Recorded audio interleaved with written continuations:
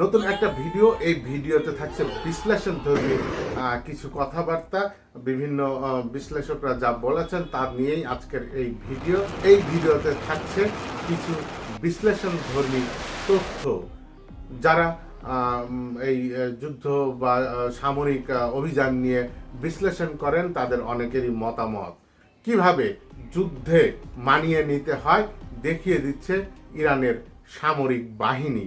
Donald Trump প্রশাসন Iran যুদ্ধে জয়ী হয়েছে বলে দাবি করলেও মার্কিন প্রতিরক্ষা দপ্তরের ঊর্ধ্বতন কর্মকর্তারা বলছেন ভিন্ন কথা। তারা বলছেন যে ইসরায়েল ও যুক্তরাষ্ট্রের হামলার মুখে ইরানি সামরিক বাহিনী তারা তাদের রণকৌশল পরিবর্তন করছে। খুবই স্বাভাবিক। যুদ্ধ শুরু হওয়ার পর থেকেই ইরান এই অঞ্চলের যুক্তরাষ্ট্রের গুরুত্বপূর্ণ বিমান প্রতিরক্ষা ও রাডার ব্যবস্থাকে নিশানা বানিয়েছে বলে বলছেন যারা সামরিক বিশ্লেষক। মার্কিন সেনারা অবস্থান করছেন এমন সব হোটেলেও হামলা চালিয়েছে ইরান। ইরাকের ইরাবিলের একটি বিলাসবহুল হোটেলে ড্রোন হামলা চালিয়ে তারা প্রমাণ করেছে পেন্টাগন তার সেনাদের কোথায় রাখছে সেই খবর তেহরানের কাছে আছে। তিনজন মার্কিন কর্মকর্তারা জানান ইরান সম্ভবত বুঝতে পেরেছে যে তারা সরাসরি শক্তিতে যুক্তরাষ্ট্রের সমান নাও হতে পারে, তবে এই ব্যাপক হামলার মুখেও টিকে থাকতে পারলেই তেহরান একে নিজেদের বিজয় হিসেবে দাবি করতে পারবে। কর্মকর্তারা আরও বলেন যে ইরান এখন যুক্তরাষ্ট্রের দুর্বল জায়গাগুলিতে আঘাত করছে, বিশেষ করে সেই ইন্টারসেপ্টর ও বিমান প্রতিরক্ষা ব্যবস্থাগুলোতে যা এই অঞ্চলের মার্কিন সেনা ও সম্পদ রক্ষায় ব্যবহার করা হয়ে থাকে।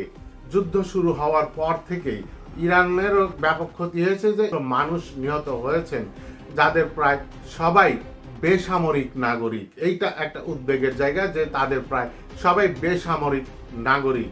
গত বছর যে জুনে যুদ্ধ হয়েছিল 12 দিন ইসরায়েল এবং ইরান, সেই 12 দিনের সংঘাতে যুক্তরাষ্ট্র ও ইসরায়েলের বিমান প্রতিরক্ষা সরঞ্জাম ভাণ্ডারে বড় ধরনের টান পড়েছিল।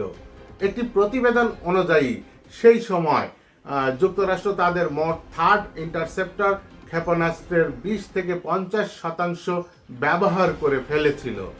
জন হপকিন্স ইউনিভার্সিটির ইরান বিশেষজ্ঞ ভ্যালি আর নাসর বলেন যে এটি খুবই আশ্চর্যের বিষয় যে ইরান কত দ্রুত আগের যুদ্ধের শিক্ষা কাজে লাগাচ্ছে। তারা বুঝে গেছে তাদের প্রতিরক্ষা সক্ষমতা বা ইন্টারসেপ্টর ক্ষেপণাস্ত্রের সীমাবদ্ধতা কোথায়। ওই বিশ্লেষক আর নাসর মনে করেন যুক্তরাষ্ট্রের মজুদ কমিয়ে দেওয়ার পর ইরান হয়তো আরো উন্নত ক্ষেপণাস্ত্র দিয়ে হামলা চালাতে পারে। মানে বিশেষজ্ঞরা বলছে। জয়েন্ট চিফ অফ স্টাফের চেয়ারম্যান জেনারেল ড্যান কেইন স্বীকার করেন ইরান তাদের কৌশল বদলাচ্ছে, তবে নিরাপত্তার খাতিরে তিনি আর কিছু বিস্তারিত বলেননি। সাম্প্রতিক ইরান কাতারের আল উদেইদ ঘাঁটির একটি অত্যাধুনিক আগাম হামলার সতর্ক বার্তার রাডার ব্যবস্থায় বড় ধরনের ক্ষতি করেছে।